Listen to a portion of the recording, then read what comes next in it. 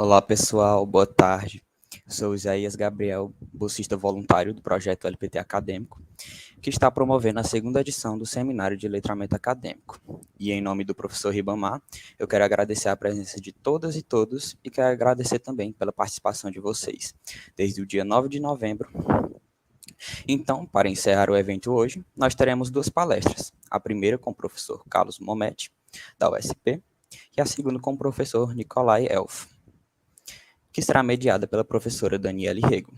Antes de convidar o nosso primeiro palestrante, a comissão organizadora gostaria de pedir desculpas, porque a segunda palestra, infelizmente, não poderá contar com a tradução simultânea, pois a pessoa responsável está com Covid e não foi possível fazer a substituição em tempo hábil, e, consequentemente, não teremos a interpretação em língua de sinais. Convido agora o professor Carlos Mometti para se juntar à tela. Fazendo uma breve introdução, nas suas principais áreas de atuação, ele atua principalmente nos temas de formação de professores que ensinam matemática, metodologia de ensino de física e matemática e decolonialidade aplicada aos estudos curriculares. Gostaria de frisar que teremos cerca de 40 minutos de apresentação e depois, ao final, teremos um tempo para as perguntas ou dúvidas do chat.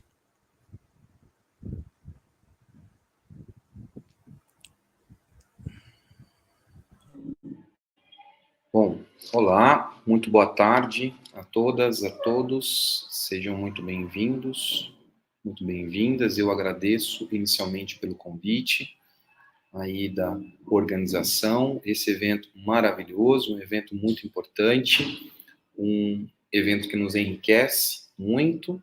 Eu vou, antes de mais nada, me apresentar para vocês e também fazer uma curta descrição. Eu sou um homem branco, com uma barba, estou aqui em uma sala grande com as paredes verdes e com uma camiseta bege e vermelha. Bom, eu gostaria de iniciar essa fala com duas perguntas essenciais, né? A primeira delas é sobre a importância de compartilhar novas ideias e novos resultados, né, acerca da investigação científica na sala de aula. E a segunda delas é sobre a aplicabilidade desses resultados, dessas novas metodologias para os professores em sala de aula, né? E aí eu faço o convite para que a comissão, caso puder colocar na tela os slides, por gentileza, que daí eu já vou começar aqui a fala trazendo pelo título, né? Eu me chamo Carlos, atualmente eu sou da Universidade de São Paulo e da Universidade de Concórdia, no Canadá, e o meu foco de estudo tem sido, nos últimos anos, a prática pedagógica docente no que se refere ao ensino de ciências e ao ensino de matemática, né? Mas essa prática docente, ela é estudada, né, pelo nosso grupo sob a perspectiva cultural. E, mais recentemente, que nós adentramos, né, num novo referencial teórico, num novo aporte teórico sobre a decolonialidade. Mas hoje, estamos aqui para conversar com vocês, os professores, as professoras, os interessados, pesquisadores, para compartilhar sobre o ato de pesquisar e o ato de ensinar a pesquisar. Porque são dois movimentos completamente distintos, né? Pode parecer que, no primeiro momento, nós tenhamos uma boa proximidade entre a pesquisa e o ensino, né? Tanto é que nós escutamos muito o tripé universitário, aquele modelo alemão, né, que nós usamos no Brasil, sobre o ensino, a pesquisa e a extensão, né? Mas o que acontece quando a gente leva essas ideias para a educação básica, né? Como que nós podemos promover a prática científica, entendendo aqui como um movimento, como uma ação cultural no ensino médio, levando em consideração os novos itinerários, o novo ensino médio. Então, é basicamente essa proposta que essa fala hoje traz para, né, cada um de vocês aí presentes. Bom, e aí, algo que eu gosto muito de fazer, seja em aula, em palestra, em uma fala compartilhada, é exatamente traçar uma trilha, né? Exatamente para que nos oriente um pouco ao longo aí da fala da construção compartilhada do pensamento. Porque quando se fala com professores e para os professores, eu sempre costumo dizer que nós não temos um processo mais ou menos tipo muito vertical, né? Nós temos uma relação horizontal. Por quê? Porque entre professores existe um processo de aprendizagem compartilhada. E isso é muito importante. Bom, ao longo da fala, eu almejo, assim, alguns caminhos, alguns percursos, os quais dão para a gente uma trilha final, né? No primeiro, nós temos como objetivo dar um contexto para a modelização didática. Isso é algo muito importante, o modelo, a didática e principalmente o contexto no qual essas duas coisas podem ser aplicadas. Eu peço desculpas que vi agora que tem um erro aqui na palavra objetivo, mas isso também foi, eu acho que na hora de digitar. Depois, um segundo percurso são os aportes teóricos da iniciação científica. Algo que ainda no Brasil, nós ainda estamos muito bebês, né? Essa fala eu digo no sentido de germinação. A iniciação científica no ensino médio ainda está muito tímida, né? Isso significa que nós ainda estamos em um processo de transição, né? Porque o ensino médio, ele pode fazer, ele deve fazer a prática, né? Ele pode implementar a prática científica em sala de aula. Depois, nós vamos entrar nos aportes metodológicos. Vamos tratar um pouquinho de como que essa prática científica pode chegar no ensino médio. Como que a gente consegue desenvolver isso em sala de aula. E, por último, vamos falar sobre o modelo didático para a formação do professor. Lembrando, quando eu cito aqui a palavra modelo, não se caracteriza como um sentido de verdade ou como um sentido de eu quero. Vamos aguardar aí que a troca. Olá, Matheus. Eu não considero um sentido de uma verdade absoluta, tá? Um modelo é algo que nós construímos perante um contexto e que serve para uma determinada situação ou um conjunto delas. E esse modelo não pode ser padronizado para todos os contextos escolares, tá certo? Por quê? Cada escola é uma escola, cada escola é uma cultura. Então, nós temos que ter alguns pormenores neste que eu chamo de modelo didático, tá bom? Vamos lá, então, iniciar a nossa trilha falando sobre a nossa meta, né?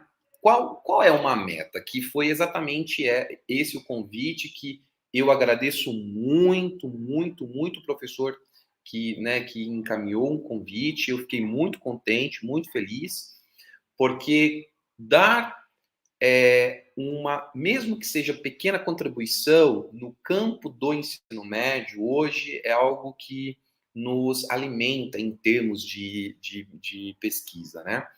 Então, quando eu havia pensado nessa fala para vocês, colegas professores, foi exatamente sobre no sentido de apresentar esse modelo para uma formação continuada desses professores que trabalham ou que almejam trabalhar com a iniciação científica júnior nas escolas de ensino médio.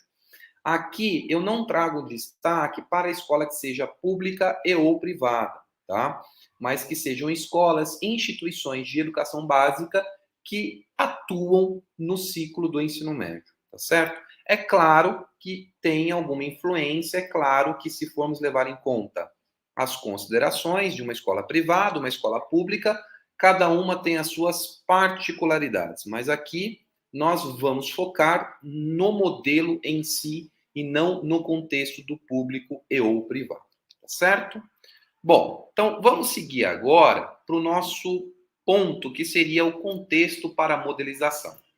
Algo muito interessante, né, que até se torna uma espécie de jargão, né, que a ciência, isso a partir lá do século XVII, nós temos um método científico, o desenvolvimento de novas formas de se trabalhar o conhecimento, epistemologicamente falando, E essas novas formas de se trabalhar o conhecimento a partir do movimento iluminista e, posteriormente, enciclopedista, e, num terceiro momento, o positivismo, já no século XVIII, nós passamos a enxergar o conhecimento com um sentido de validade. O que isso significa? Isso significa que antes eu tinha um debate lá no nível teológico. Então, isso é religioso, portanto, é válido e verdadeiro. Isso não é religioso, não é importante, portanto, não é válido, não é verdadeiro.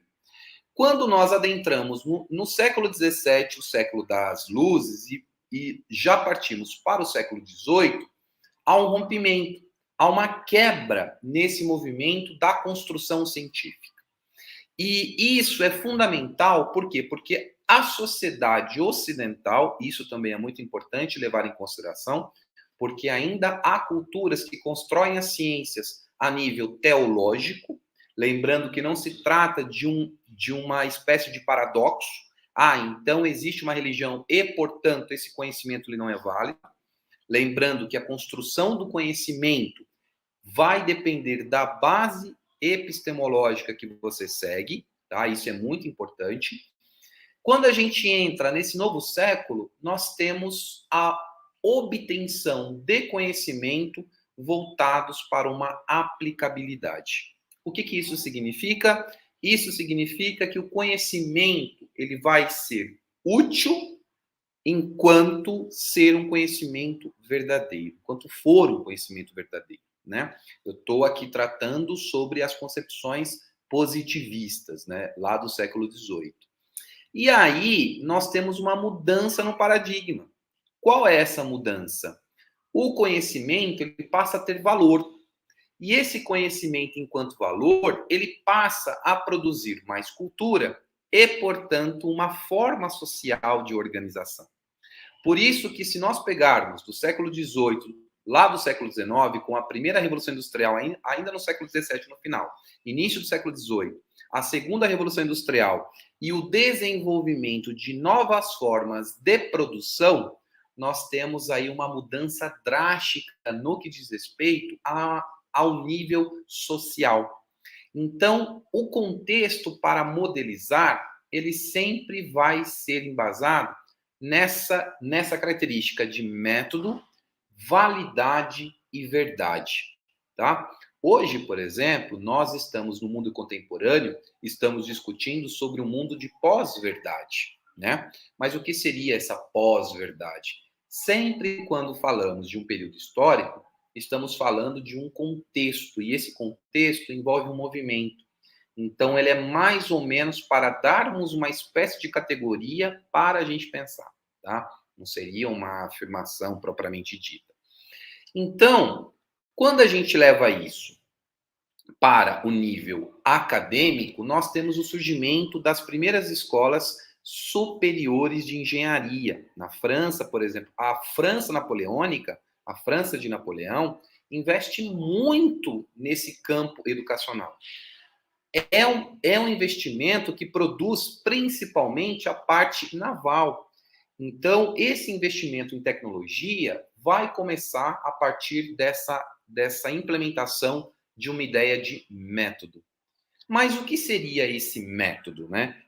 Carlos, eu já ouvi falar no método. O método é aquilo que o filósofo lá o Descartes trouxe para a gente no século XVII com um livro chamado de O Discurso do Método.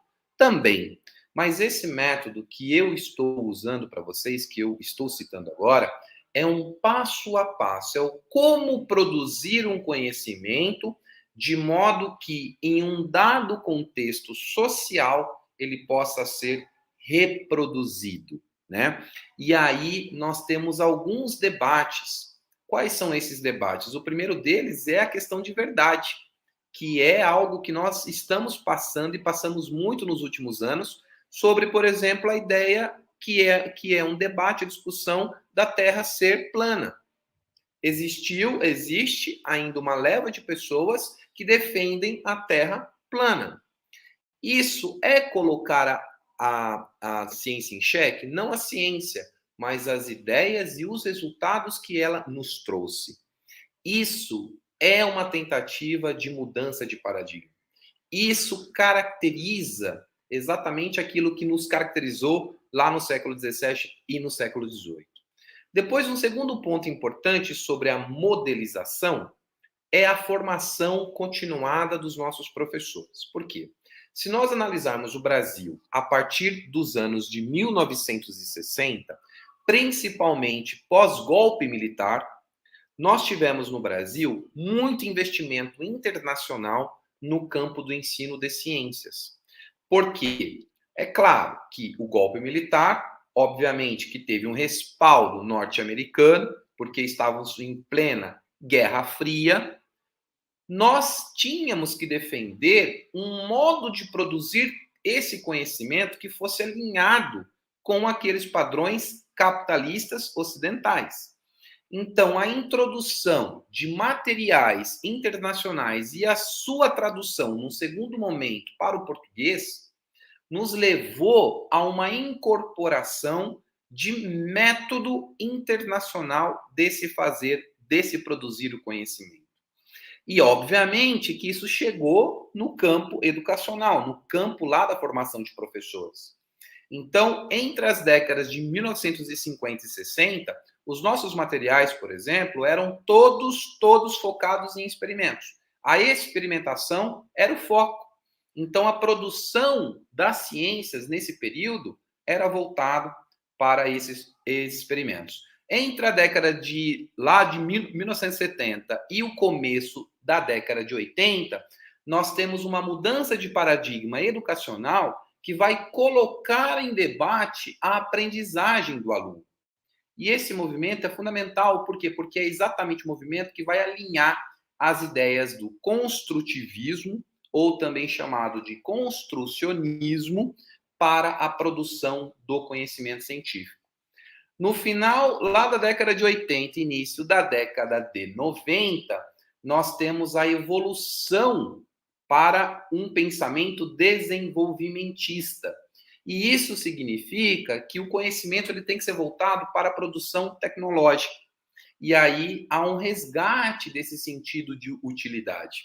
Mas aonde entra o professor, Carlos? O que o professor ele tem a ver com toda essa história? Porque o material que entra no Brasil e que depois passa a ser produzido no Brasil ainda na década de 1970, ele vai ser totalmente voltado para esses professores. E o material, ele nada mais é do que a reprodução cultural de um conjunto de paradigmas. Então, se esse professor ele está usando um livro didático na sala de aula, ele está usando um manual, ele vai tender a reproduzir esse conjunto de conhecimentos em sua aula. E assim o aluno vai incorporar isso por meio da cultura da sala de aula. Então, isso é muito importante, essa relação entre a produção de ciência e a formação dos professores. E num terceiro momento, nós temos os cursos de pedagogia e o ensino de ciências aqui no Brasil. É muito interessante porque os cursos hoje de pedagogia no Brasil, eles não formam os professores para a produção de conhecimento. Eles formam os professores e também alguns cursos de licenciatura para a reprodução de um conhecimento. Mas daí eu coloco para vocês uma questão, e essa questão ela é importante para o debate. O que diferencia essa produção de uma reprodução? Qual é o sentido da educação básica? O sentido da educação básica é exatamente aquele que, a nível social, nós estabelecemos como um projeto de formação. Então, se eu tenho como um projeto de formação que o meu sujeito aprendente desenvolva dados conhecimentos que o permita o prosseguimento dos seus estudos, o propedêutico, eu não vou investir para o desenvolvimento de novos conhecimentos. Então, eu vou investir nessa reprodução que já está ali com esse conhecimento que já está muito consolidado. Agora, quais seriam os benefícios de um professor que permite ao seu aluno, nas aulas de física, nas aulas de química, nas aulas de biologia, o desenvolvimento de um conhecimento. É impossível fazer isso no ensino médio? Ou seja, os nossos alunos de 15, 16 e 17 anos, eles não têm nível epistemológico para isso, mesmo que seja um conhecimento ainda elementar, um conhecimento ainda no seu germe, né? Nós temos projetos no Brasil fantásticos, eu cito um deles, a FEBRACE. A FEBRACE, que é uma feira de tecnologia e ciência da USP, todo ano traz alunos de escolas públicas de todo o Brasil que apresentam vários projetos fantásticos e que são desenvolvidos no ensino médio. Isso é produzir conhecimento, porque quando eu produzo, eu aprendo, né? Então, isso também é uma questão cultural, né? Então, esses são os 3 pontos que fundamentam o contexto da modelização. Num terceiro momento, nós temos alguns aportes teóricos que embasam essa modelização para trabalhar a prática científica no ensino médio. O primeiro deles é a ACT, ou a alfabetização científica e tecnológica. E aqui entra um ponto de encontro entre o tema aqui exatamente do seminário e aquilo que nós estamos trabalhando, que é o letramento, né? Porque o que é um sujeito, um exemplo, alfabetizado? Bom, se eu levar em consideração os princípios da alfabetização, é aquele que consegue produzir os seus signos, dar um significado a eles e apresentar a formação de um pensamento sobre esses signos. Isso é um sujeito alfabetizado. Mas o que seria, então, um sujeito alfabetizado científica e tecnologicamente? Nós temos algumas perspectivas, né? Uma delas que nós seguimos é aquela de Fourier, um francês que infelizmente nos deixou há uns anos atrás, e ele nos explica o seguinte: na virada do milênio, exatamente nos anos 2000, que estávamos naquele debate sobre a importância do uso das tecnologias na educação, e foi também um boom da internet, ou seja, do uso da internet no mundo, ele diz o seguinte: um sujeito alfabetizado científica e tecnologicamente é aquele sujeito capaz de empregar os conhecimentos científicos para a resolução de problemas do seu cotidiano e da sua vida social. Isso é um sujeito alfabetizado científica e tecnologicamente. Então, os nossos alunos hoje, por exemplo, do ensino médio e até também do ensino superior, eles usam o tipo celular o tempo todo, né? Vai ter uma troca ali, vamos esperar, que a nossa amiga Misaele está chegando, bem-vinda de volta. Os nossos alunos, eles usam o tempo todo o celular, a nuvem, a internet, mas a pergunta é: esse uso, ele é um uso alfabetizado? Ou seja, por que ele está usando? Ele está usando para suprir um tempo vago da sua vida ou para alguma função na sua aprendizagem, alguma função no seu trabalho? É esse sentido de ser alfabetizado científico e tecnologicamente. É um debate, por exemplo, tipo colegas professores, que eu faço em toda a formação. Você acha que vale a pena nós batermos de frente o tempo todo com o celular e o aluno? Não! Por quê? Porque esses alunos que nasceram exatamente nesse novo mundo digital, eles são os nativos digitais. Eles nasceram nesse mundo digital. Então, para eles, isso é algo naturalizado. Nós somos os migrantes digitais. A minha geração, por exemplo, exatamente pegou a migração de um mundo analógico, lá da fita cassete, que a gente ainda tinha as fitas grandes, tipo videogame que você ia lá na locadora para alugar, né? Eles já pegaram tudo na nuvem, né? Todo conhecimento hoje digital está tudo na nuvem, o universo hoje é digital. Então, isso impacta na alfabetização científica e tecnologicamente. Então, o nosso projeto, o nosso modelo, ele tem como uma das bases teóricas a alfabetização científica e tecnológica. Uma outra base teórica é o ensino de ciências. Por quê? Porque nós queremos que os nossos alunos e as nossas alunas sejam capazes, no sentido de competência, de incorporar esses conhecimentos científicos e que tenham a capacidade crítica, também no sentido de competência, de assumir um debate sobre a Terra ser plana ou não. E o que ele acha, quais são os argumentos que ele vai apresentar, porque se ele é a favor ou contra o uso de uma vacina do Covid. Existe um momento, infelizmente, assim, o Covid nos trouxe as coisas boas e ruins, né? Eu acho que mais ruins do que as coisas boas. Mas as poucas boas são exatamente as oportunidades que nós temos de pôr a educação científica em debate, de pôr o conhecimento científico em debate. Por quê? Porque a busca de uma vacina foi algo muito importante, né? Foi algo extremamente importante, tá? Bom, depois um terceiro ponto é exatamente o pensamento e a linguagem científica. Por quê? Pensamento é algo que nós vamos desenvolver com o passar, né, do tempo e com o desenrolar da nossa história e da nossa cultura. A linguagem científica é algo que nós aprendemos. É um letramento. Porque quando você me entrega uma resenha de um artigo, quando nós entregamos um artigo científico, nós entregamos uma tese, uma dissertação, alguma coisa, em qualquer que seja a língua, nós temos que seguir uns padrões. Isso é a aprendizagem de uma linguagem, né? Então, esse letramento, ele já pode começar no ensino médio. Por exemplo, esse projeto de iniciação científica júnior, ele prevê a escrita de trabalhos e relatórios usando as normas da ABNT.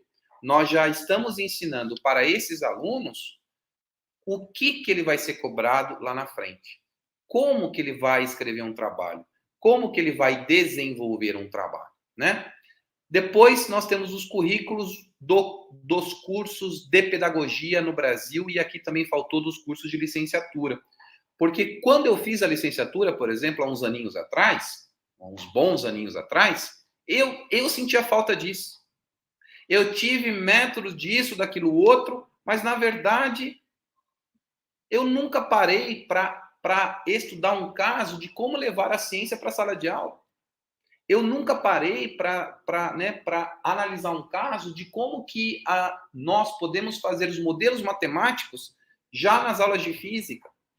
Então, por isso que muitos alunos param e perguntam, Carlos, mas por que eu vou usar isso na minha vida?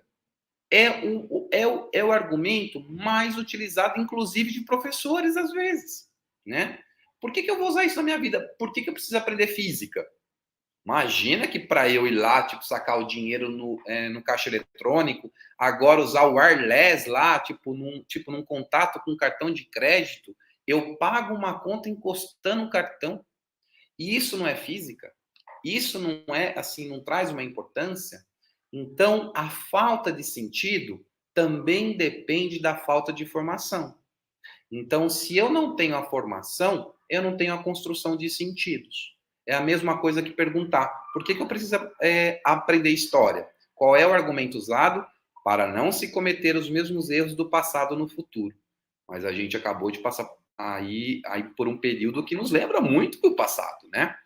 Então, isso é muito importante. E, por último, a Base Nacional Comum Curricular. Eu entendo todas as críticas que embasam a base, tá? Eu tive a oportunidade, inclusive, de estar presente lá no debate estadual, né, aqui em São Paulo, sobre a construção da base. A ala de física estava debatendo sobre os conhecimentos de astronomia que não estavam. Nós tínhamos como ideia pôr mais habilidades sobre astronomia, mas na mudança da segunda versão para a terceira versão, isso não foi incorporado, né?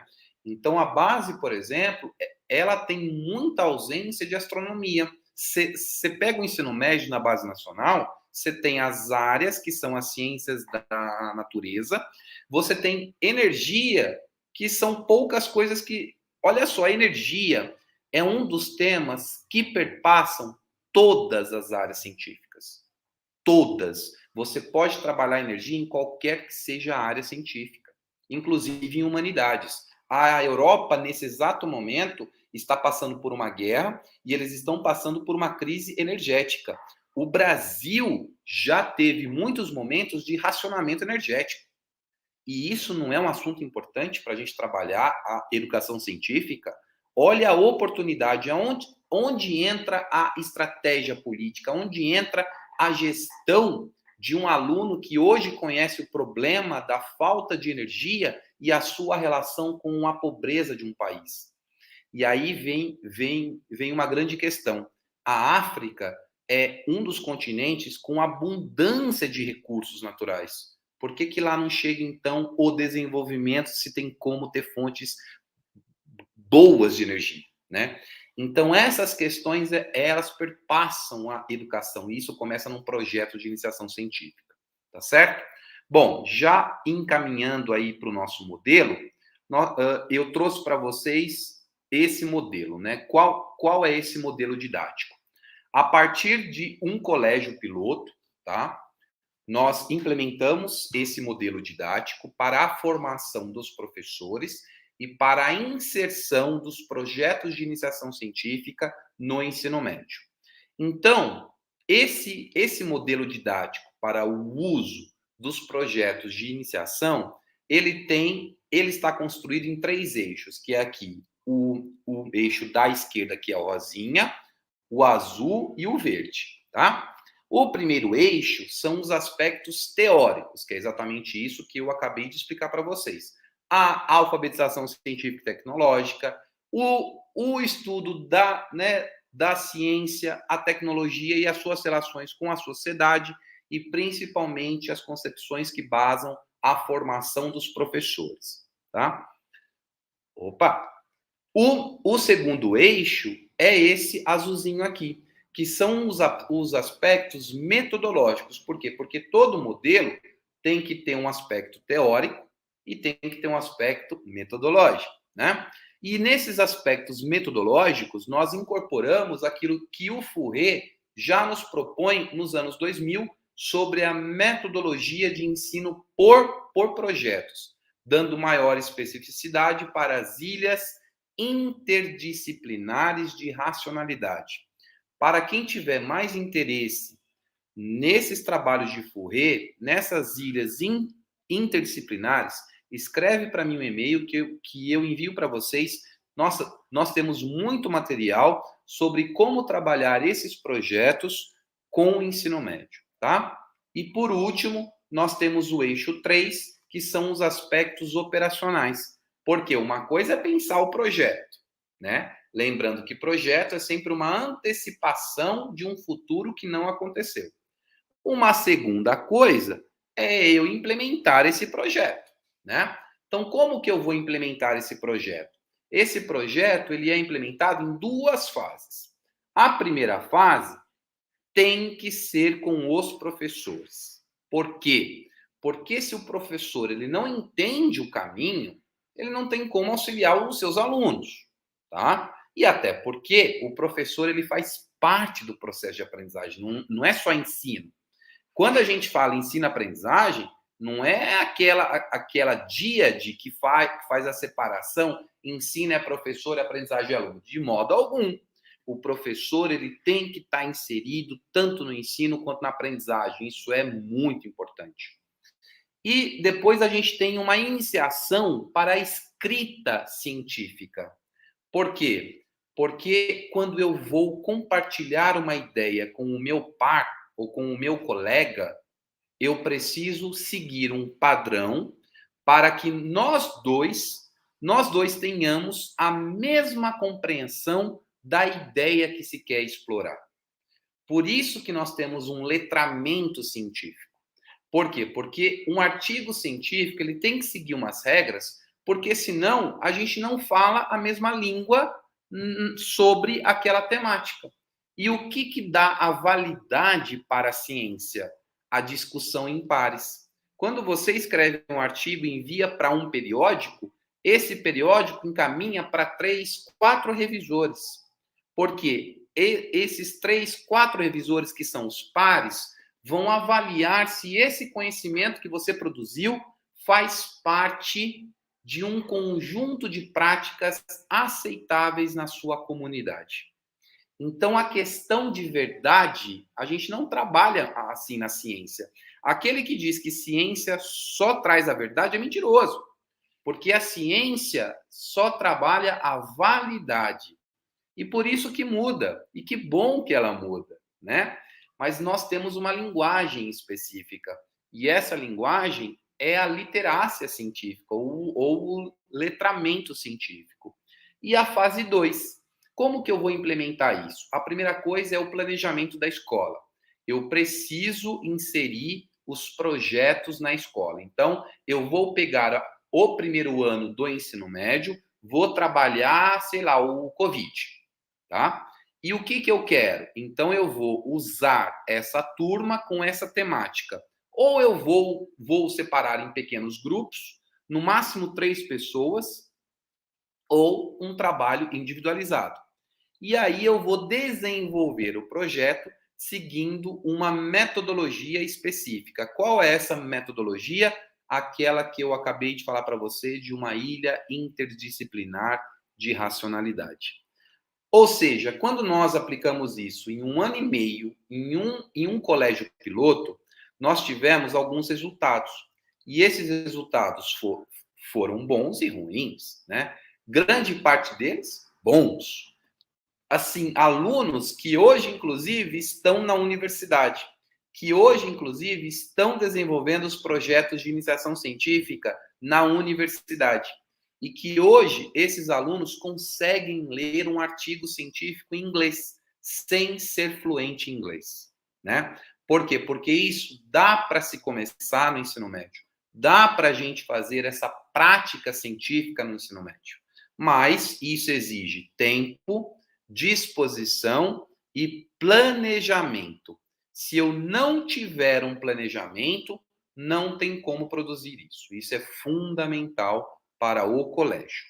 Caso queiram mais detalhes, eu posso encaminhar para vocês o artigo, posso encaminhar para vocês o modelo didático, tá certo? Bom, vamos lá agora chegando para o final sobre esse modelo didático, né? Esse modelo didático, como eu havia comentado lá no início, é um modelo. Se é um modelo didático, eu tenho uma melhora na bagagem dos docentes. Por quê? Porque muitos professores só fizeram o curso de licenciatura. E a licenciatura, nem todas inserem o professor na prática científica, né? Então, isso, lembrem, não se trata de um juízo de valor. Não tem o certo ou errado, tem o mais adequado. O adequado é que todos os professores tenham a oportunidade de produzir ciência. Por quê? Porque os professores estão no chão da sala de aula, estão passando esse conhecimento e podem, com os estudantes, produzir os conhecimentos. Quantos cientistas que a gente não pode contar que nunca pisaram em uma universidade e que hoje tem muitas teorias que a gente usa deles e que foram professores de ensino médio? Quantos escritores que nunca deram aula em uma universidade e hoje são estudados na universidade? Então, a universidade não é a única dona do conhecimento.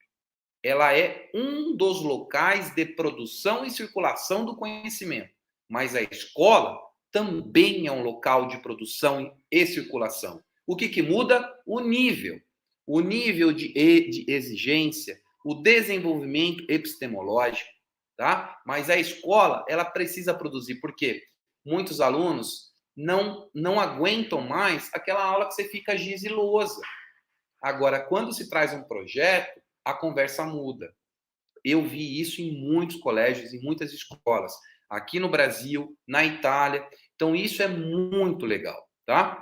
Depois, nós temos um aumento no engajamento dos alunos que participaram das atividades. Nesse caso, o tema foi astronomia. Pessoal, eu vi cada projeto que, assim, os alunos que você falava, esse aluno, eu não sei se vai... Nossa, projetos fantásticos. Projetos que, assim, que você pode mandar lá para uma feira de ciências, tá? Esses projetos eu vi muitos, porque também eu ajudo lá na Febras, né, aqui da Exalc da USP, e eu vi muitos projetos assim do mesmo nível. Então, e alunos que você fala, nossa, 15, 16 anos, que já dá para produzir, já dá. Por quê? É uma questão de orientação. E depois a incorporação no projeto político pedagógico da instituição. É muito importante, se a instituição não incorporar isso como uma cultura escolar, o projeto não vai seguir. Por isso que é importante que não seja um trabalhinho de feira, mas que seja um trabalho contínuo. Nenhum projeto em educação vai para frente se você interromper ele, tá certo? Bom, agradeço muito a cada um de vocês, a cada uma de vocês pela atenção. Caso queiram mais detalhes, escrevam para mim um e-mail, eu tenho o maior prazer de enviar para cada um de vocês mais material, mais artigos, mais textos, tá? Que a gente pode fazer aí essas orientações. Muitíssimo obrigado a todos.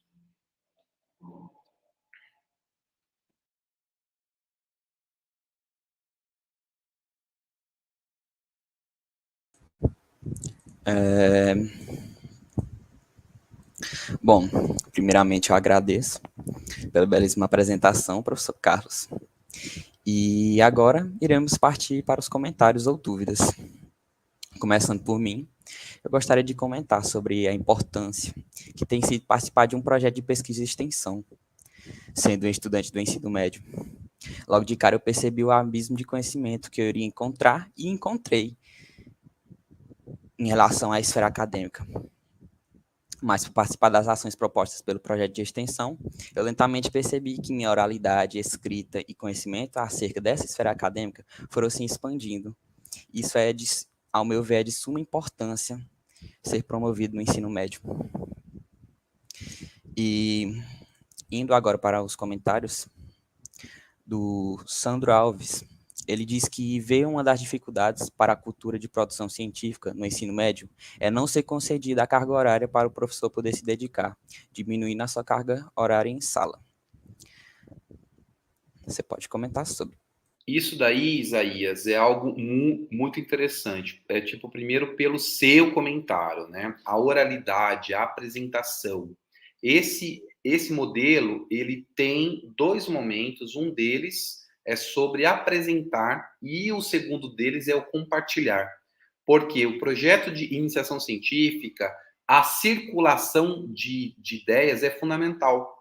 Eu, por exemplo, quando estou aqui comentando com vocês, eu estou expondo as minhas ideias. Elas podem ser aceitas ou podem ser todas refutadas. Isso é um compartilhar, né? Mas esse apresentar, ele leva tempo, leva uma estrutura, leva uma escolha, né? E isso tudo a gente aprende com muito tempo. Eu lembro que na minha graduação, há uns aninhos atrás, muitos aninhos atrás, eu fiz alguns projetos de iniciação científica. O meu primeiro resumo de congresso, ele foi recusado, porque eu não tinha a prática de escrita que hoje, depois de muitos anos, a gente adquire, né? Porque isso já pode ser trabalhado. Eu tive alunos no ensino médio há uns anos atrás, que hoje estão na universidade, que me falam muito. Olha, professor, o meu TCC está muito fácil. Por quê? Porque ele já teve essa prática de leitura. Essa fala do Sandro é algo que é logístico, porque vários países, principalmente o Canadá, têm esses investimentos em tempo para pesquisa, né? Então, achar que o trabalho do professor é ficar as 40 horas na frente de uma lousa, não é isso. O trabalho do professor, ele é muito mais amplo do que isso. E é óbvio que se um professor que tem umas 3 cargas horárias, manhã, à tarde e à noite, ele vai ter muito mais dificuldade de fazer ciência, né? Então, isso é importante que os setores que gerem a educação, o currículo, o ministério, os estados tenham essa percepção. Falar, olha, vamos mudar o ensino médio? Vamos, mas não é aumentando a carga horária em sala de aula. é dando a oportunidade para se fazer os projetos de ciência, né? Mas esse comentário ele faz todo sentido. Também temos um comentário da Neide Maria. E não há como se fazer a transposição do senso comum para o senso crítico, a não ser pela vida do conhecimento científico.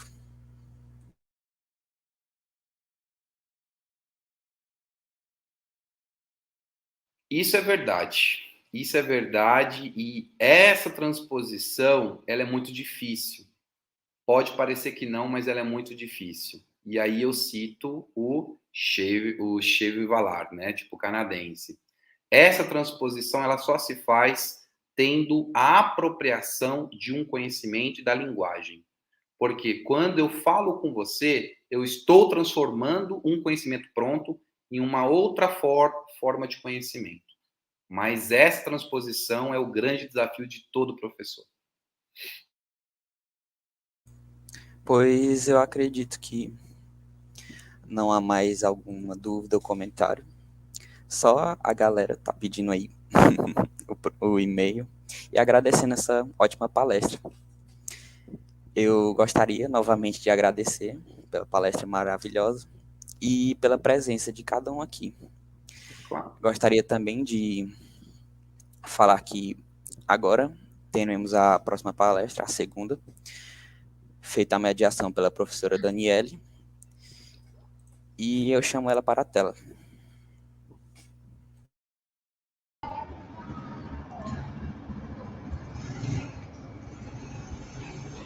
Olá, boa tarde. Boa tarde. Bem, agora com a mediadora aqui, eu peço que dê seguimento à próxima palestra. Muito obrigado, pessoal. Até mais.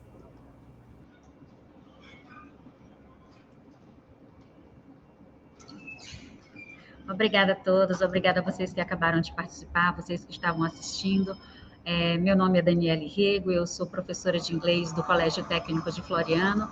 Atualmente eu curso doutorado na área de estudos linguísticos na Universidade Federal do Paraná, onde eu desenvolvo pesquisa com foco em letramento racial. E hoje nós estamos aqui finalizando aí esses 4 dias de Seminário de Letramento Acadêmico, o SELA, que trouxe uma rica programação, que só contribuiu com a construção de conhecimentos e sentidos por meio de palestras, mesas redondas, trabalhos apresentados com comunicação oral, minicursos, atividades culturais e até mesmo as trocas aqui no chat. Nós comunicamos que, infelizmente, hoje não teremos a tradução simultânea, pois nossa intérprete escalada está com Covid. E como a intérprete de Libras estava vinculada a essa tradução simultânea para o português, hoje também, infelizmente, não teremos a intérprete de Libras. Em razão disso, a comissão organizadora do evento se compromete a disponibilizar esta palestra posteriormente com a tradução para o português e também com a intérprete de Libras. Aproveitamos a oportunidade para agradecer a compreensão de todos, a presença de todos aqui, a interação e o apoio do Núcleo de Pesquisa em Estudos Críticos e Linguagem, a Parábola Editorial, a TV Radiotec, o Programa de Pós-Graduação em Letras e a Editora Vozes. E para encerrar nossa programação, nós trazemos a partir deste momento a palestra Technology in Students' Writing and Writing Development, Enabling and Constraining, com o professor Nikolaj da University of Southern Denmark. So, Professor, make yourself at home. Thank you. I would like to share my slides, if it's possible. So I'll try to work on that. I have some echo in my earphones. I don't know whether that could be taken away. Anyways, I'll try to share my screen and see if it works. Take your time, I'll let you know. Okay. Let me see, where is it?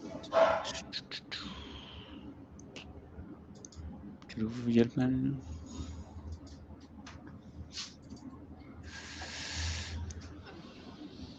Den er her. Okay. Done. Okay.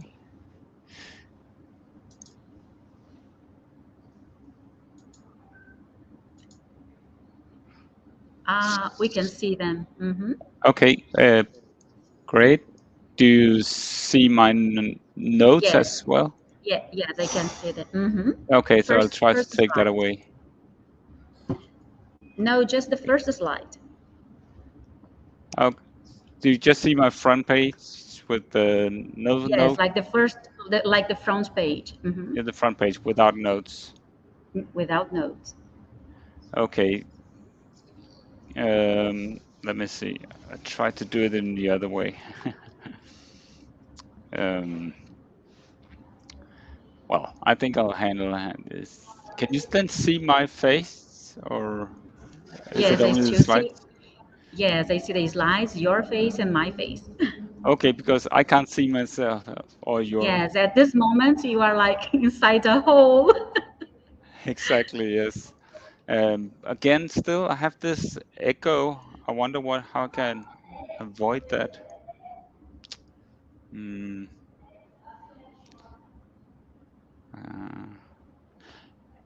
Anyways, I can just a minute.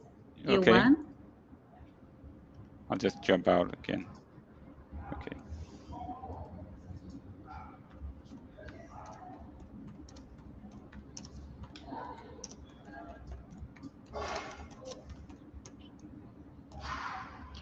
You can go on, Professor. You're gonna try to solve something about this echo, okay?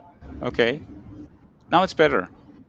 Now there's no echo, or more, almost no. So okay, I'll try to share my screen again. There you go. Do you see my slides? Yes, I still see them. And it's only it's without notes? Without notes. Okay, great. Should I start then, Danielle? Yes, that's your time, your show. Okay. Thank you. Well, thank you for being here with me.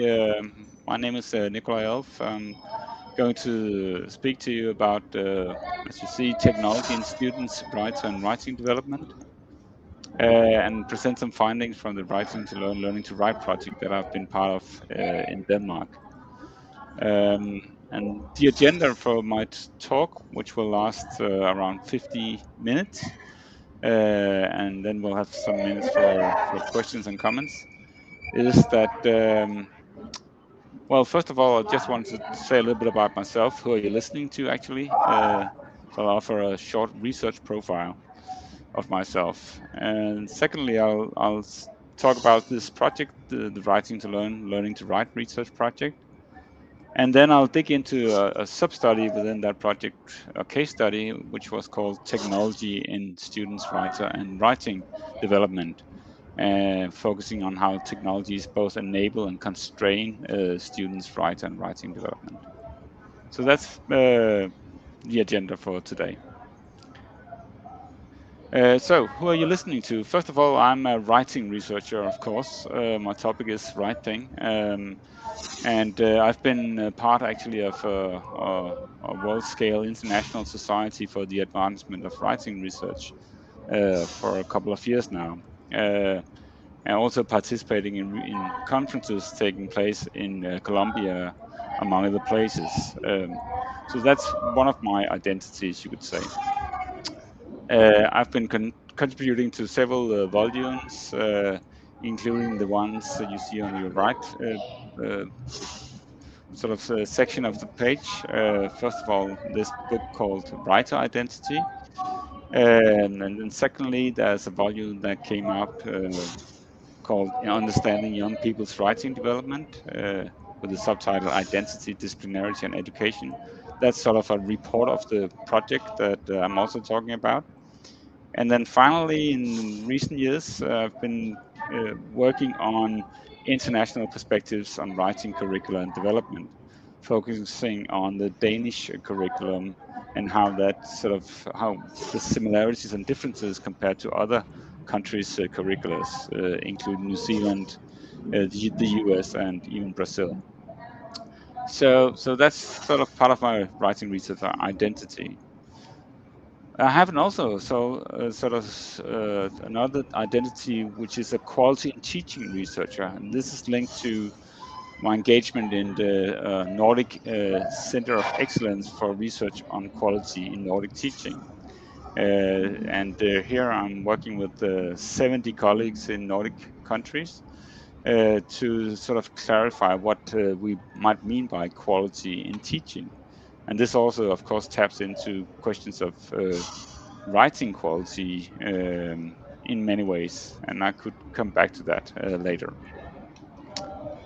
Recently, I contributed to this book called Ways of Analyzing Teaching Quality, Potentials and Pitfalls, which I would recommend to you. It's online, available, open access, and I have a chapter there called The Surplus of Quality, How to Study Quality in Teaching in 3 projects in this center. Okay, so digging into this larger project, the Writing to Learn, Learning to Write research project, let me say some things first about the project in brief. You see here a picture with the research group. It's sort of the first person in front is a woman called Ellen Frog. She is a professor emeritus from my university, and she was leading the project, which had a large research group and also an international resource group. So we were Danish researchers, but collaborating with people such as Gunther Kress, who you see there in the background, and other prominent scholars. The project had a subtitle called Literacy and Disciplinarity in Upper Secondary Education, and the project went on from 2009 to 2015. And this final volume came out in 2019. It was a cross-disciplinary research group, and we did ethnographic longitudinal research following a total of 20 students at 13 schools, collecting writing prompts, student text, teacher comments, and other contextual data, and analytically adopting a student perspective. And this kind of project is quite unique in an international context. There are very few longitudinal studies, and particularly studies focusing on students as a primary sort of actor. The project has a large publication history. We have published both articles and books. We published 3 books in Danish, and then this final international volume. The first book is called in Danish Writing Cultures, or Skrivekultur in Danish. And this is a culture-oriented ethnography that we did, in where we were doing ethnographic research in 3 9th grade Danish schools, exploring what kind of writing practices that were taking part or place in that context. That was one purpose, and the other one was to recruit students going beyond to upper secondary education, which is grade 10 to 12 in a Danish context. And then following these students in upper secondary education, we collected all this kind of data that I just talked about, and published this book, which in English is called Writing in the Disciplines. And this book is, you could call it or see it at it as a text-oriented ethnography, which is inspired by work of Teresa Lillis, among others, a social linguist from the UK. And finally, then we had this third book, which is called Writer or Writing Development, and I'll come back to what I mean by those 2 words or notions. And this is both a culture and text-oriented ethnography, which I'll then tell and say more about in the following slides. Generally, the theoretical framework that we're working on is based on social cultural theory. First of all, it's Vygotsky and James Watch, and then concepts about semiotic mediation, the appropriation of semiotic tools, and other concepts that they have developed. We also work with dialogic communication theory, referring to Bakhtin as the most prominent researcher. And here we use the term or notion of voices in dialogue as an important term for analysis. Then we're also inspired by social linguists, Therese Lewis, whom I mentioned, and also Jan Blommaert. And there are notions of repertoires of semiotic resources and competences. And finally, as a very important sort of strand in our theoretical framework, we draw on literacy studies, in particular new literacy studies, referring to Barton and Hamilton, Ross Ivanich, James Paul G, Paul Pryor, and others. And some of the main sort of concepts that we draw on in that framework is the distinction between identity and identification and identity work that Ivanich and G, among others, have worked with. And also we have been inspired by Pryor's notion of the trajectories of participation in our work and analysis. So just really briefly talking about a main finding in this great project that we're now bringing together, and which we report in this book called Understanding Young People's Writing Development, is this basic claim that writing development and writer development are closely related. And note that I'm making this distinction between writing and writer development. So writing development, as we define it, is referring to the student's expansion of repertoires of textual and discursive semiotic resources in upper secondary genres, whereas writer development is referring to students' changes in patterns of writer identifications over time. So these two sort of aspects are closely related, we argue, and we also argue that they are embedded in schools' writing culture, and that this writing culture is both co-shaping and is being co-shaped by students' writing and writer development. We've tried to model this idea of embedment in a school culture through this writer development model, which has as a basic sort of figure, you can see a triad with 3 dimensions: subject, which means scholarly and other knowledge domains; youth, which is referring to out-of-school relations and activities; and school, as political and administrative regulation.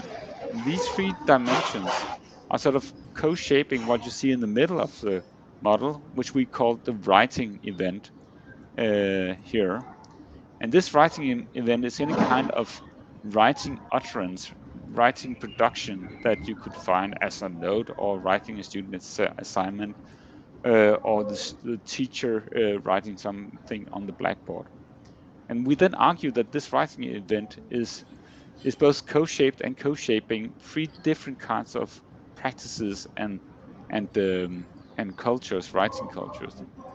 One is what we call here the instructionally transformed writing culture, which is then also leading to instructionally transformed subject writing practices.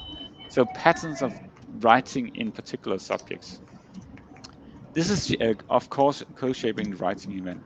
But what is also co-shaping the writing event is local school writing cultures, which is very much mediated between what is the school political and administrative regulations, steering documents, for example, and also then the subject and its scholarly and other knowledge domains. This then leads to several kinds of demands, or we could call them local school writing practices, that again also shaping the writing event. And then finally, at the bottom of the model, you see what we refer to as student writing culture and writing practices, which is a mediation between the youth and the school, which is again also co-shaping the writing event. But also the other way around, as Bakhtin would argue in a dialogical understanding of communication, that the writing event is always a unique event, which is sort of also shaping these practices and cultures that I've been talking about. But this is then also just a synchronous here and now model for writing events. But we then added a time aspect to this model, as you see. So in fact, if you look at a student's development as a writer, this student is going through multiple writing events in her or his school's career, so to speak. And we are then trying to track these developments over time in different subjects and even in different school contexts, from going from lower secondary, to upper secondary education, while they'll meet different kinds of instructionally transformed subject writing cultures, and also different kinds of youth cultures, you could say. So based on that sort of framework, theoretical framework, I'll now dig into what's also the title of my presentation, this case study focusing on technology in students' writer and writing development. And I'm using the subtitle enabling and constraining in order to hint at the fact that I find in my material and in my analysis is that technologies, and in particular digital technologies, are both positively enabling but also negatively constraining both writer and writing development. I'll try to illustrate this point going into the material. The rationale of this technology study are some broader claims and questions that we've seen in the education research field for some decades now, actually. And basically, it could be summarized like this, as I put it on the slide, namely that technological development in communication has fundamentally altered the nature and practice of writing in school and out of school writing practices. This is a basic claim, or you could say it is an assumption that we can draw on. But this then calls for more knowledge on what this actually means for the individual in the context of a learner biography, and also how this challenge is met at subject and school levels. So how would the schools and school teachers, subject teachers, disciplinary teachers actually address this challenge of digitization and multiple technologies that are sort of entering the school in various ways, depending on the context? That's what is really the rationale of this technology study. In the foreground of data that I'm working with in this study, which is also a chapter in the book that I've been referring to, is intensive fieldwork that were tracking two students, whom I call Martin and Amelia. I did that from 2009 to 2013, when they had the age of 15 to 18. And I did it in the transition from their secondary to their upper secondary education. Actually, I still have contact with these students as they are now in the 20s. I'm still doing interviews with them now that they are in their university careers. But here I'm focusing on this data. And the foreground data referring to Martin is that he's in an academic higher education program or upper secondary education system, which we call STX in a Danish context. Whereas Amalie is going in another direction, in another type of higher education program that is a technical one, and we call that HTX. So they go in sort of two different directions, and thus their school cultures are, of course, quite much shaped by this particular profile that their higher education program has.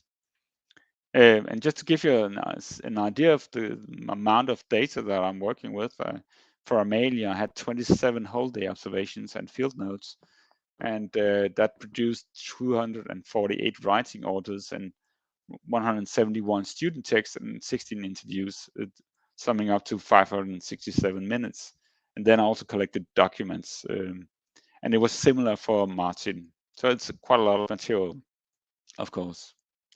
The research question I'm working on is, how do Martin and Amalia's appropriation of and identification with technology co-shape their writing and writer development in the course of 3 years of upper secondary education in these programs that I was referring to? So a little bit more about theoretical framing, which would be particularly relevant for this technology study that I'm focusing on. One sort of perspective is social semiotic and social cultural theories of writing.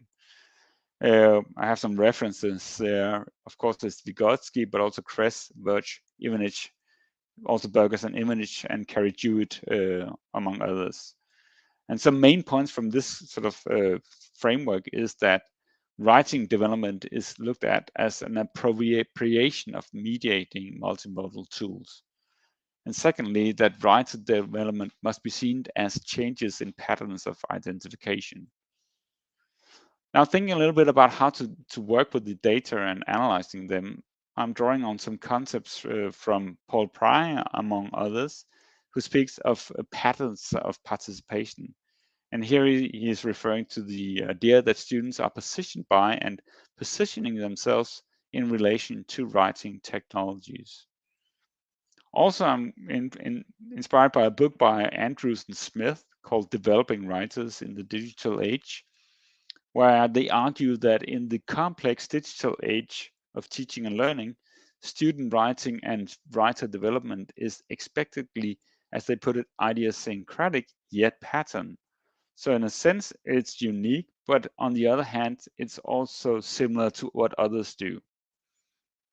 But as James Paul D has argued, there's a rich variety of how people and students and young children in particular are sort of engaging with and using and identifying themselves or not with digital media.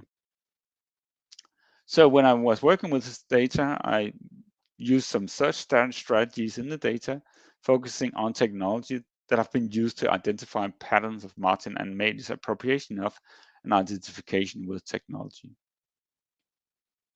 So what did I find in this study?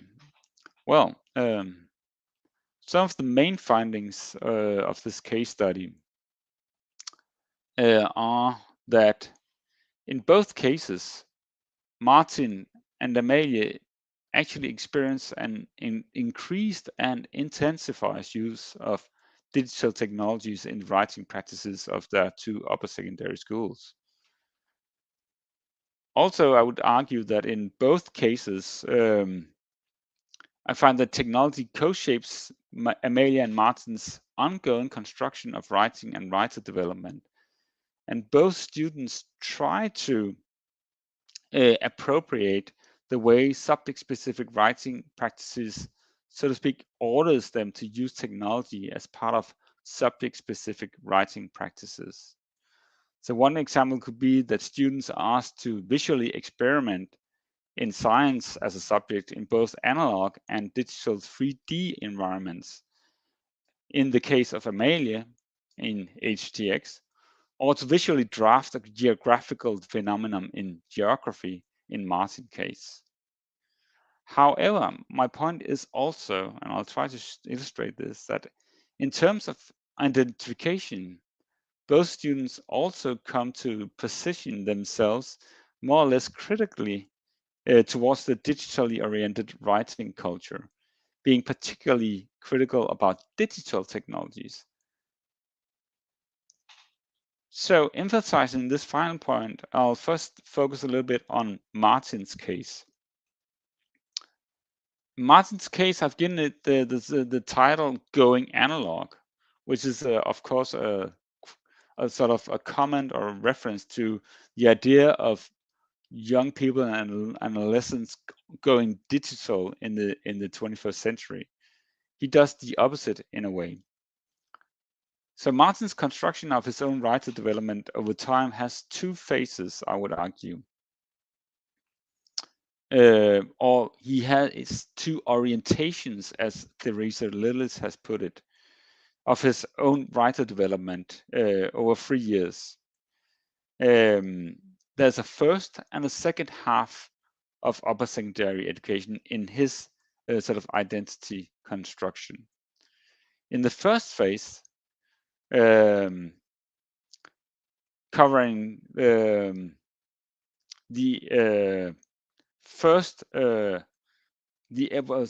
end of lower secondary education and the first half of upper secondary education, he positions himself as the digital native student, you could say, engaging in and promoting all kinds of writing technologies, both within and outside school, including use of laptops, initiating Facebook groups for subject-related talk when doing assignments, and also reflection on student writing.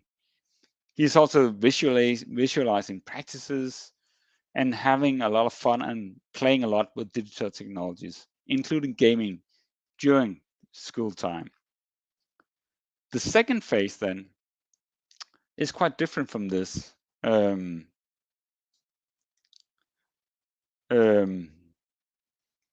Here, Martin produces a rather radical change in the patterns of participation.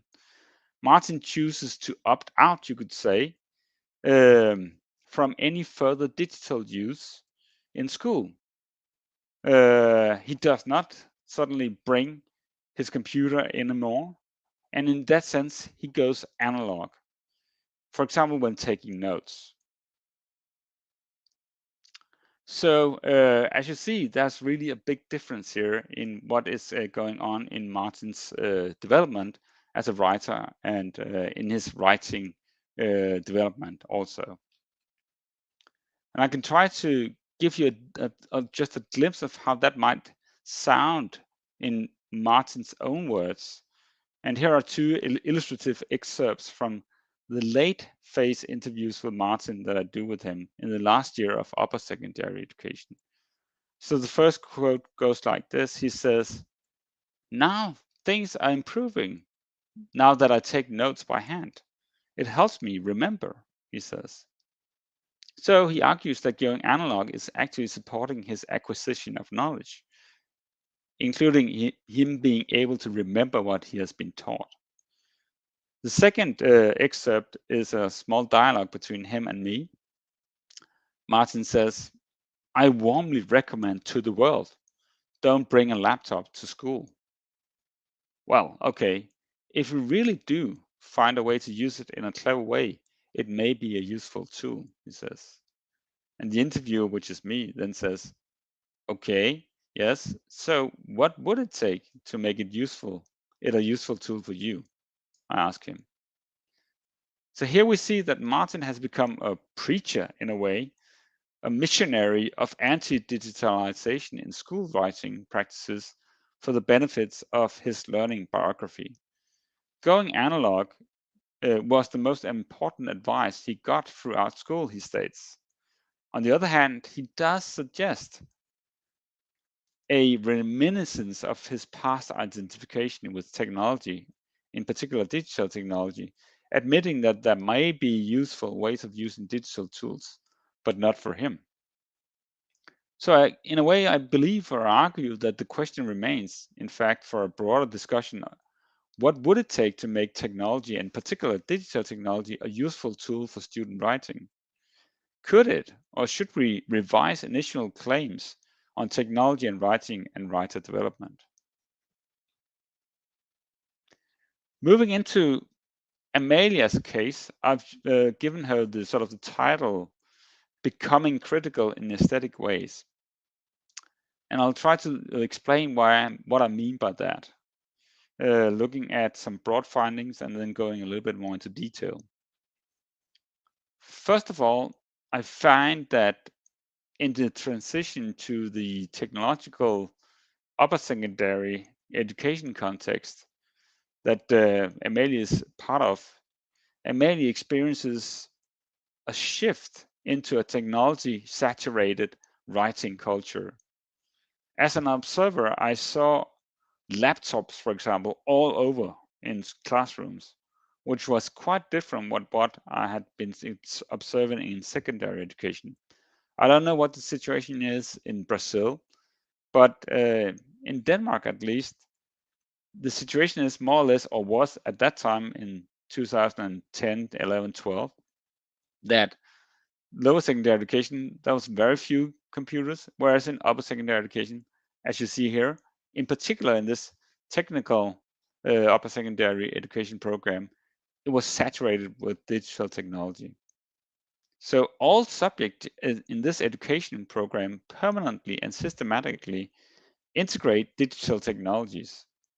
You see this quite literally in a number of subjects, such as the subject ICT, technology, history of technology, and technique, textile, and production, which is a subject that Amelia chooses for her third-year specialization, and I'll come back to that subject in a while.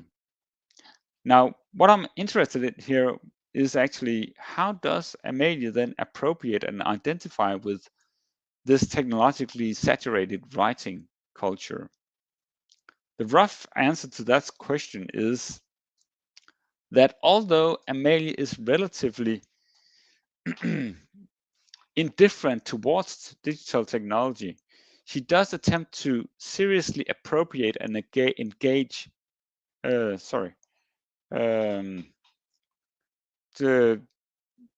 these technologically rich and demanding writing cultures, however, more or less successfully. Amelia does not understand herself as a person embracing or worshipping digital technology like many of her boy peers. Rather, she's a bit ironic about her own ICT skills, that she should engage in developing her digital skills, as this could prove useful both when writing in the other subjects and outside school, she argues. As it turns out, she gets a relatively bad grade, for example, in the subject ICT at final exams in spite of her engagement.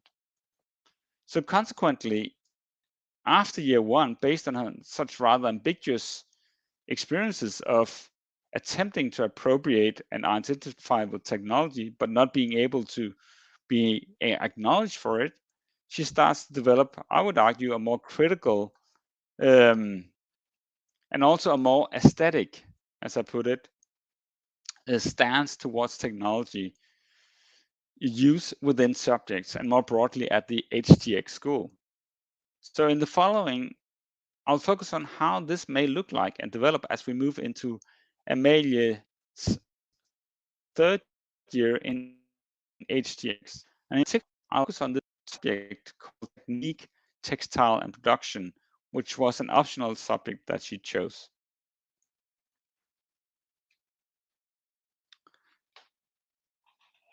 So the screen here is now green, but hopefully it's okay for you.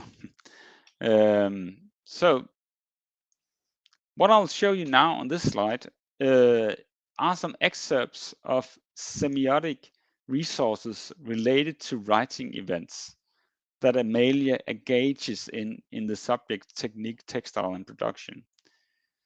So broadly speaking, this subject invites students to express themselves with a wide range of technologies, materials, and modalities in a variety of genres and subgenres. It's a really interesting subject, actually. So, for example, a sewing machine is a communication technology in this subject.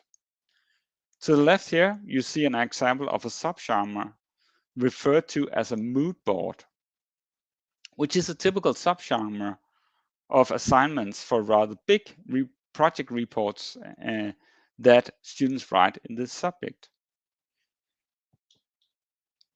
In this middle, you then find an excerpt of a particular writing prompt for the first project that Amelia and her peers had to write, which was entitled, in my translation, Globalization and Text and T-shirts, a textile print assignment.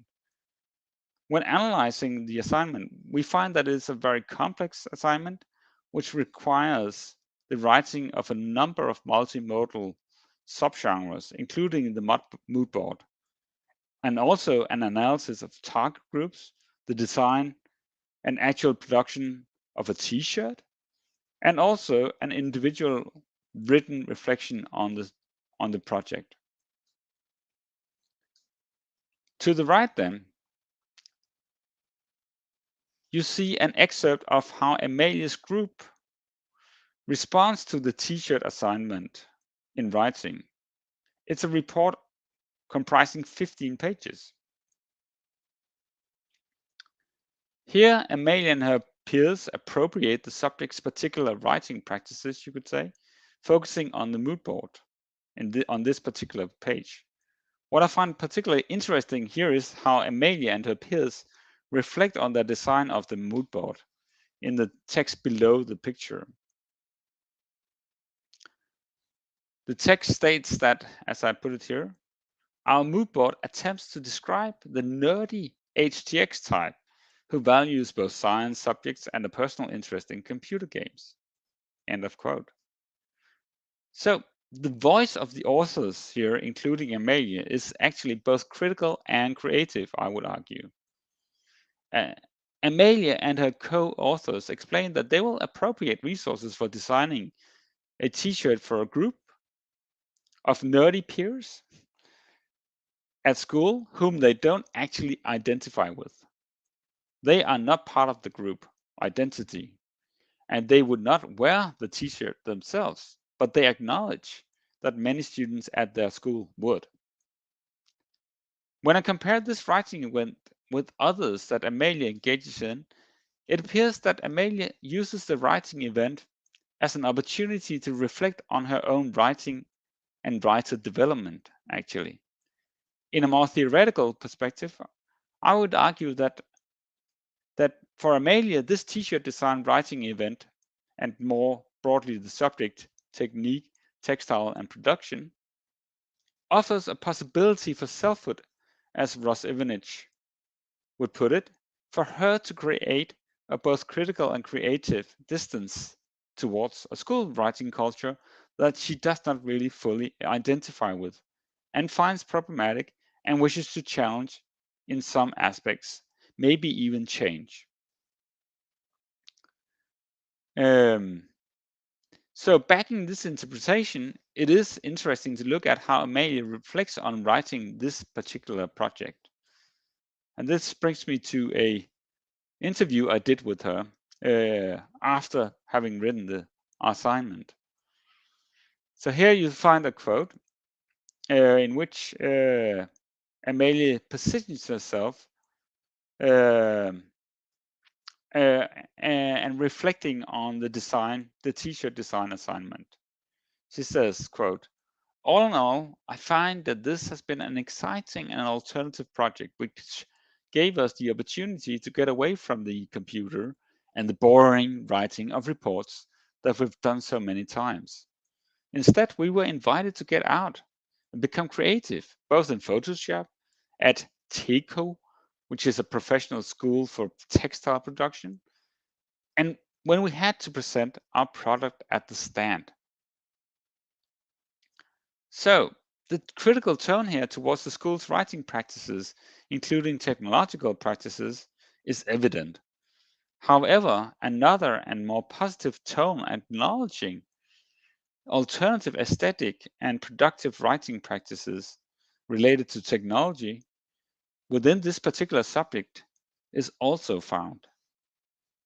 Considering Amalie's writing development on a broader ontogenetic level, and here I'm of course making references to Vygotsky and James Watch, that is from the point of view of her individual development as a writer, this particular statement from a late point in her student life in upper secondary education makes a lot of sense actually. As I've shown in another study, the one I showed you in the beginning about writer identity, the Routledge publication, I entitled my chapter there, Taught by Bitter Experience. And this refers to Amalie, who has actually, during these 3 years in upper secondary education, changed her writer identity quite dramatically, if not tragically. When she started at HTX, she saw herself as a dedicated science writer, actually. However, due to quite negative writing experiences in science subjects, she loses her science writer identity, you could say. Instead, she positions herself as opposed to science students and develops a more social science or even humanist writer identity, as she puts it ironically in an interview. So broadly, she becomes rather critical towards HEX as an education program. Having said that, the subject technique, textile, and production, which I've been looking at and giving examples from, does offer a more positive space for her to develop a writer identity, even integrating aspects of science and technology.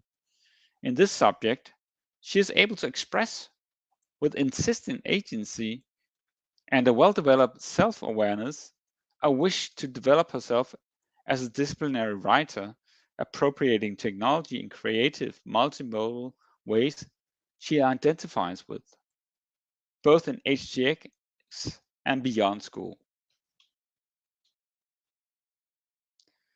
So, to conclude a little bit here, what I found in this case study is actually students that attempt to position themselves critically and creatively in between overstated technological optimism and pessimism in their writing and writer development. Students Martin and Amelia are indeed developing as writers in idiosyncratic yet patterned ways in the so-called digital age. And to some extent, schools, at least in Denmark, appear to facilitate such a development, however in somewhat ambiguous ways. Considering implications, I would argue that the case study here is a corrective of what a researcher called Ben Flubjer has called a black swan, compared to both two optimistic claims often found in political rhetoric on technology and learning, and even in research. And here I'm making a reference to Neil Selwyn, who has been doing a lot of good research from Australia on how educational technology is sort of oversold. So it's a corrective, you could say, to that positive, optimistic claim. But it's also a corrective to two pessimistic claims made by some pro-technology and literacy and anti-education theorists, such as James Paul Gee. In other words, we might have to revise early assumptions from the late 20th century and beginning of 21st century on the impact of communication technology on writing practices in school. If we think about the claims that I just presented to you from Günter Kress, among others. And we have to sort of revise that, inspired by or informed by ethnographically based work like the ones I've been doing and others have been doing as well. And looking much more detailed on learner biographies and how learners think of, appropriate, make meaning to, identify with technologies. Thinking then also about implications for teaching practice more specifically, I would argue that teachers in all subjects and all disciplines on academic levels should consider focusing more on how students' writing identity influence the quality of their writing development. That is, the development of their repertoires within disciplines and across disciplines. So I would argue that you should ask questions as a teacher, such as, what has been your best writing experiences throughout your learning trajectory? Or you could ask, what are you struggling with when writing in the subjects or in the disciplines? How could I help you in becoming a writer? Those kinds of questions are rarely seen in academia, in upper secondary education, and also in lower and primary education. But I do believe that they are quite important to ask. So, thank you.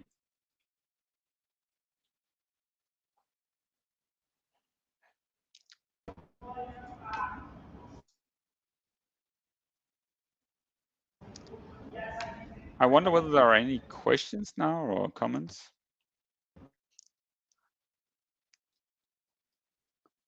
Are you with us, Danielle? Yes, I'm here. Just wanting my image to come back here.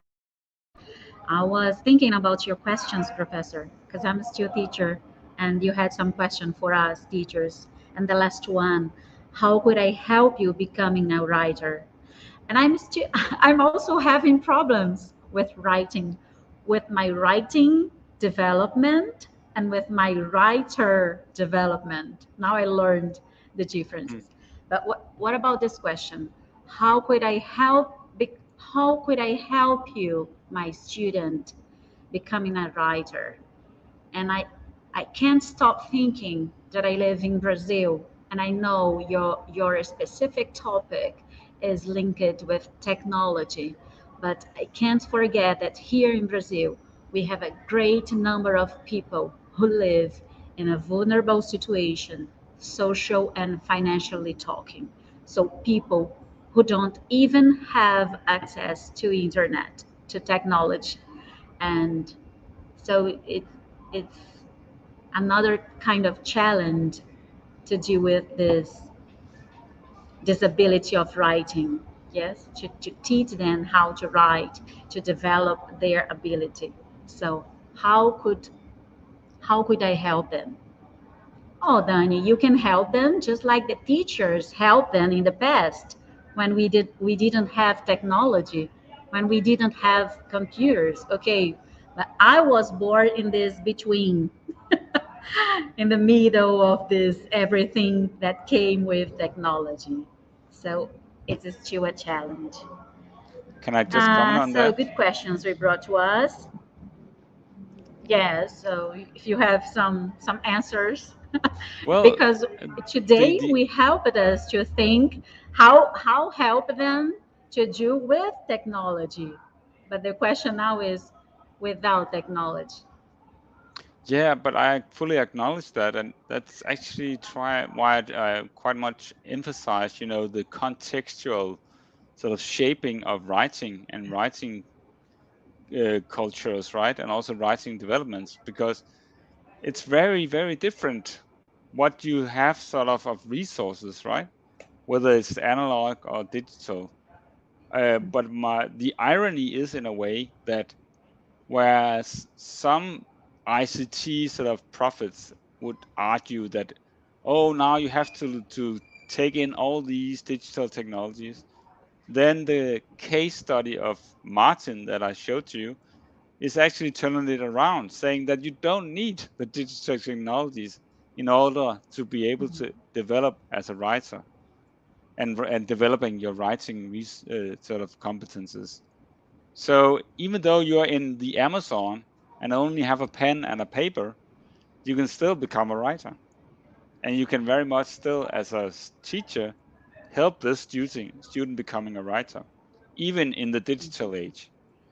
Because actually learning to write in the disciplines or in the subjects is very much also about learning particular genres, learning particular ways of structuring a text, learning particular discourses that you use in those subjects, right? And that's not sort of dependent on whether you use digital or analog technology. Okay?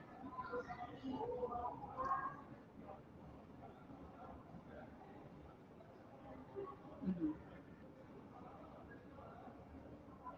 Okay, and giving the proper value to their identities. Yeah, you work with identities, experiences. Yes. Can you hear me, Professor? Yes. Yes. Yes. Mm, Yes. I hear you. I hear you. yeah. And I have here some. You were talking about your work, your research is a ethnographic research. I would like to know about your opinion about auto ethnographic research, because here in Brazil there is a kind of resistance on this research. What about in your country? Did you say auto ethnographic research? Yes. Well, that is a genre that we use in Nordic countries in some contexts. We acknowledge autoethnography. We acknowledge qualitative research as well as quantitative research. So there's no, well, some would argue that there's a golden standard, which is experimental or quasi-experimental research. But in my country, Denmark, and in many places around the world, I would argue that you find excellent qualitative research, including also autoethnographical research, where the researcher uses him or herself as evidence, so to speak. Let me see here if I have somebody. So, is anybody here wants to have a talk with professor? Does anybody want to have a dialogue with him? People are pretending they are shy. Can you see how many there are? You see, Brazilians, shy. Here we have, how many would you like to? We have 19 with us now. Okay, great. Can I ask you, Danielle, then a question? Yeah, sure. Okay. So what was your best writing experience? I saw you mention this on your slides. Yes. And then when I was reading that slide, I was thinking, I think that my best writing experience I'm having now, because I'm writing a piece for my thesis, just finishing the doctorate. Okay, not finishing, 1 year yet. Okay, great. It's very personal. It's about race, identity, and racial literacy, and something that I'm really in at the moment. Okay, something that really affects me. So that's why it has passion. That's why it's special. But it's not easy. It's not easy. So why That is is it? special. That's interesting to hear you talk about this. So first of all, for me, you tell me that the reason Because why you like it is because it's the content. It relates to your life, I imagine, right? yes, it's my life and people's life and who I care now. You know what I mean? And I could say it's a very good experience because as it is a subject that I like, I write easily, but no, it's not easy. But I am having pleasure. I'm Great. having pleasure. I'm having pleasure with the difficulties, and I'm having pleasures even with the pain sometimes. About the things you're But the talking pain about. sometimes, yeah, but the pain sometimes make me want to stop. I don't want this subject anymore. But then I rethink, no, I want this. I cannot be so weak. If people are living, why I cannot just write about this? And there you're really talking about something fundamental about writing, that it gives you agency, and it gives you an opportunity to develop your thinking, and by doing that, developing yourself. So Yeah, it's that's like really I'm amazing.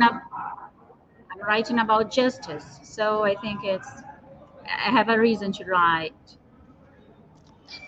You know, when I talked about my recent work and this research I'm doing about curricula in different countries, it's interesting that we are drawing on Russ Ivanich's framework, Discourses of Writing, it's called, and there she identifies, I think it's 6 different discourses of writing, and one of them is socio-political writing.